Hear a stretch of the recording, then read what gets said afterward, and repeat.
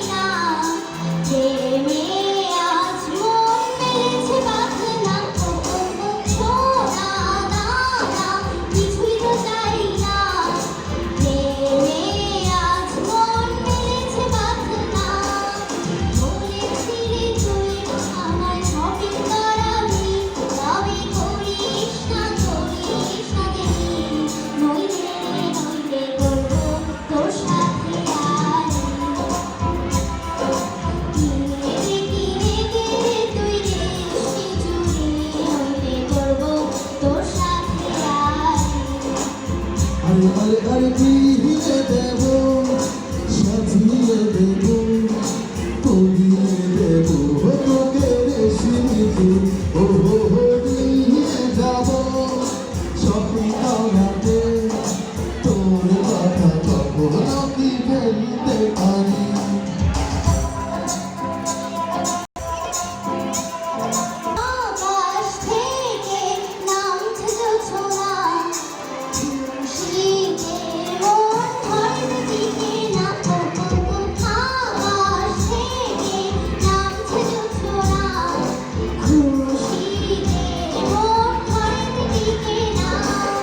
বলেছিলি তুই আমার ডিনার করাবি, তবে করি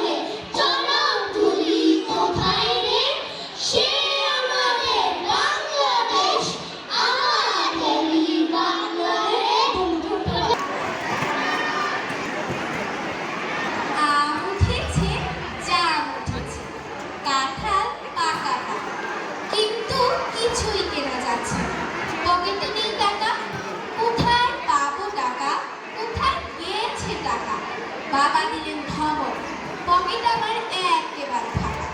মায়ের কথা কি আর বলবো, টাকার কথা শুনে জ্বলে উঠলেন তেলে বেগুন। চুরি করবো নাকি? অগত্যা তার কাকা ছিলেন না। খোকন গেল কাকার কাছে ছুটে। বায়না শুনে কাকা বললেন, বটে, এই বয়সে চিনে গেছিস, বাহ।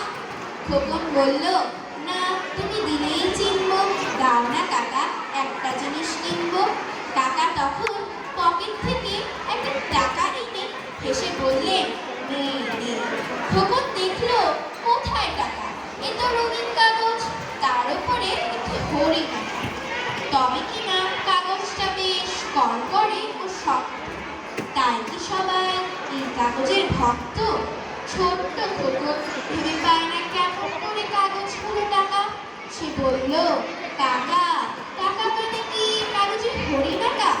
কাকা দেখলেন ভারী বিপদ, নাছোড় বাংলা ছেলে। তিনি হেসে বললেন, এমন উদ্ভট প্রশ্ন কোথায় পেলে? খোকন বলে, কোথায় আবার, মাথায়। আমি যদি অনেকগুলি হরিণ আঁকি খাতায়, তবে অনেক টাকা হবে। যেন গলায় ব্যাগ ঢুকেছে, এমনই ভাবে কেশে